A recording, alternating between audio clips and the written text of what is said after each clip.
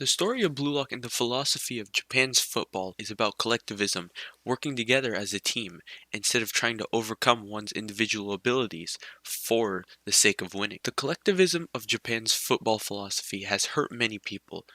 As we see in many backstories, people have been hurt, they've been lonely, their dreams have been crushed, their egos crushed, not being able to understand themselves and why they're going through this. Many people have been hurt by Japan's football philosophy, but today I'm going to talk about the older brother and how when he ventured out to the outside world, he hurt himself. He was hurt by the world, learning that Japan was useless.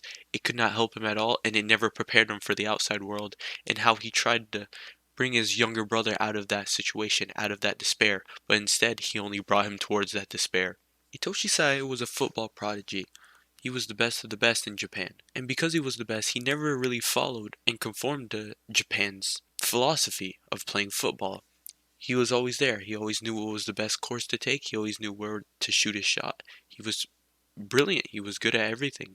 And one day he witnessed his little brother kick a shot that no one else was able to shoot.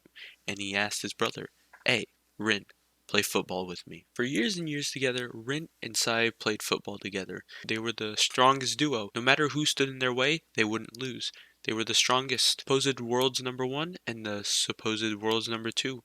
They were the striker duo. They were the brother duo. They were the Itoshi brothers. On their way to becoming the best, Sai would always give advice to Rin on his shots, on his positioning, on his speed, on his playmaking, everything. One day after a match, Sai told Rin that he was leaving to become the best in the world. He was leaving to another country, and that while he was out there becoming the best, Rin needed to catch up with him and follow in his footsteps. Rin agreed. Sai eventually left for Spain to Real Madrid. Rin is playing a game.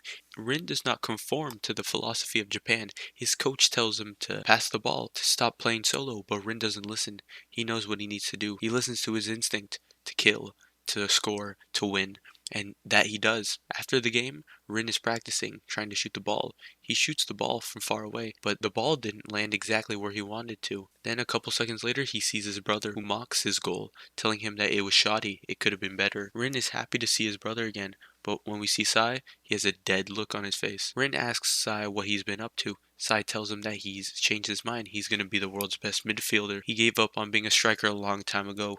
The world was against him, and Japan did not prepare him for that. Rin, who has no understanding of the outside world, is angry with his brother, wondering, who is this man? Who is this man I've been playing football with?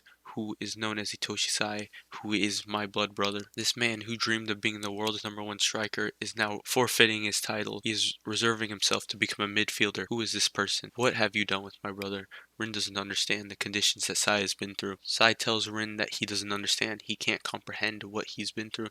The despair of not being prepared for the outside world, how Japan has fallen. Sai asks Rin for a 1v1. Sai wins. Sai questions what Rin has been doing for the past 4 years while he was in Spain. Rin tells his brother that he no longer wants to play football, that he was trying his best to catch up to him. Sai understands that all of this was caused by Japan's football philosophy, by the lack of ego they have, by the lack of understanding that they have on soccer and strikers, on the lack of ego that they have to win the game.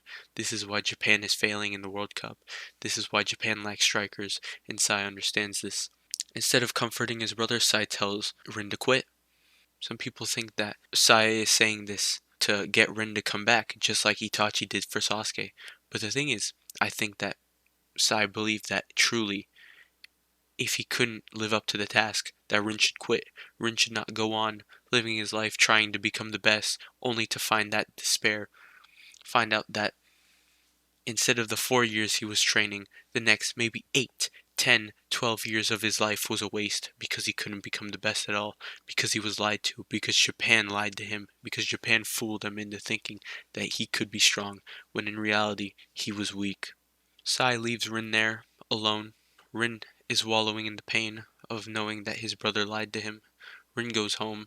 Rin smashes all the trophies, every award Sai ever got. He's pissed. Rin tells him that he's going to crush him. He's going to become strong. He's going to find a way to crush the man that he once called his brother.